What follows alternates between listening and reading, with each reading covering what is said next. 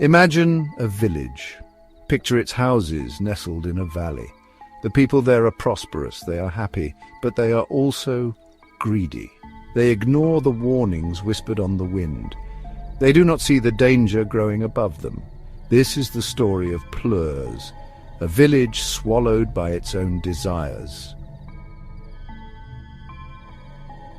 Pleurs in the year 1618 was a jewel.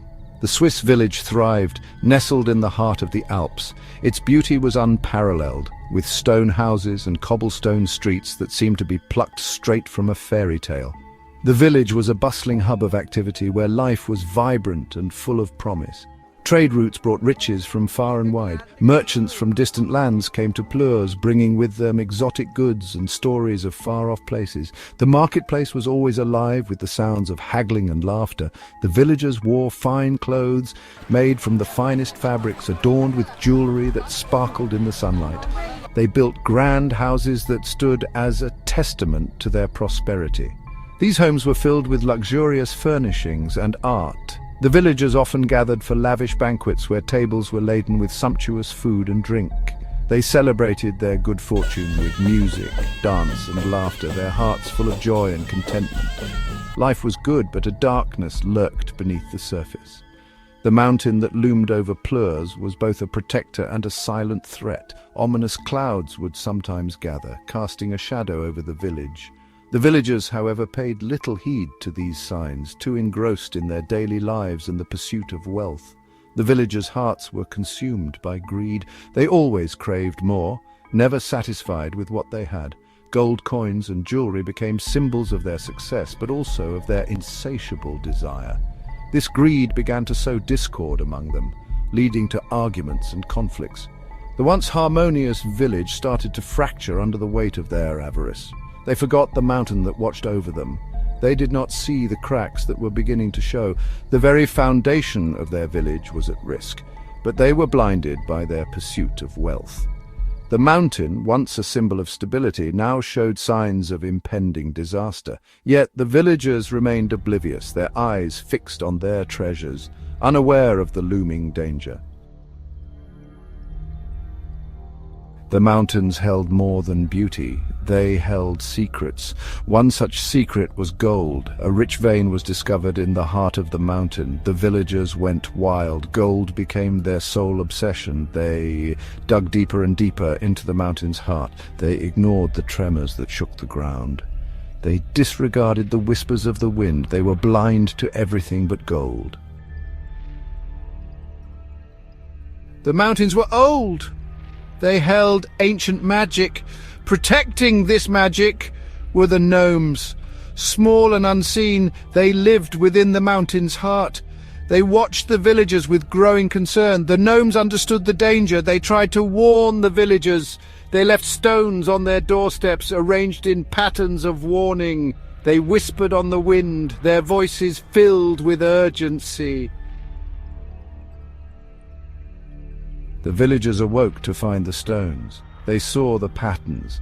They felt the cold breath of the wind. But greed had deafened them. They dismissed the warnings as mere tricks of the mountain. They continued their relentless pursuit of gold. They delved deeper, their pickaxes ringing a death knell for the village they had left behind. The night before the disaster, the wind howled. It was a night unlike any other, where the very air seemed to carry a sense of foreboding. The trees swayed violently, their branches creaking and groaning as if whispering secrets of an impending doom. It was a mournful sound, echoing through the deserted village. The wind seemed to be alive, carrying with it the sorrow of ages past. It swept through the empty streets, rattling windows and doors, as if trying to wake the sleeping souls within. The gnomes emerged from their hidden homes, their eyes wide with fear and determination. These small, mystical beings had lived in harmony with the land for centuries, but tonight they sensed a great disturbance. They knew that something terrible was about to happen. They surrounded the village, their voices raised in a final plea. The gnomes, with their ancient wisdom, tried to warn the villagers of the impending disaster. They chanted and sang, their voices blending with the howling wind, creating a haunting melody of desperation. but their voices were lost in the wind. The powerful gusts drowned out their cries, making it impossible for the villagers to hear their warnings. The gnomes' small voices were no match for the roaring tempest that swept through the village. The villagers, lost in their dreams of gold, slept soundly through the warnings. They were oblivious to the danger that loomed over them, their minds filled with visions of wealth and prosperity. The gnomes' desperate attempts to wake them went unnoticed. They did not see the tears on the gnomes' faces. The gnomes, with their deep connection to the earth, felt the pain of the land. Their tears flowed freely, a testament to their sorrow and helplessness. They knew that the villagers' ignorance would lead to their downfall. They did not hear the mountain groan in pain. The very earth beneath them was crying out, its ancient voice filled with agony. The mountain, a silent guardian for centuries, could no longer bear the weight of the impending disaster. Its groans went unheard, lost in the chaos of the night. Dawn broke. The sky was a bruised purple, the air was heavy, and then it happened. The mountain roared, the ground shuddered. A giant crack split the mountainside. Rocks and boulders tumbled down the slopes. The villagers awoke to a nightmare. The landslide was swift, it was merciless. Pleurs, the once proud village, was buried under a mountain of rock and debris. The gold the villagers craved became their tomb. Silence descended. The dust settled. Where once there was life, there was only a graveyard of stone. The story of Pleurs is a warning.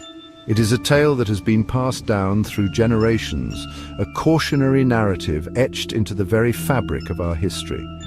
Pleurs was once a thriving civilization, a beacon of prosperity and innovation, but beneath its glittering surface lay a dark undercurrent of insatiable greed. Greed that consumed its people, blinding them to the consequences of their actions. They amassed wealth and power, believing themselves invincible. But their greed was a double-edged sword, cutting through the very foundation of their society. It is a reminder that greed can blind us. It can make us deaf to the whispers of danger, to the subtle signs that warn us of impending doom. The people of Pleurs ignored these whispers, dismissing them as mere superstitions.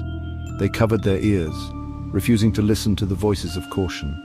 The echoes of Pleurs resonate even today. They are not just relics of the past, but living reminders of the consequences of unchecked greed. These echoes can be heard in the corridors of power, in the boardrooms of corporations, and in the hearts of those who prioritize profit over people. We see them in the relentless pursuit of profit, in the deals struck behind closed doors, in the stock markets that rise and fall with the whims of the wealthy.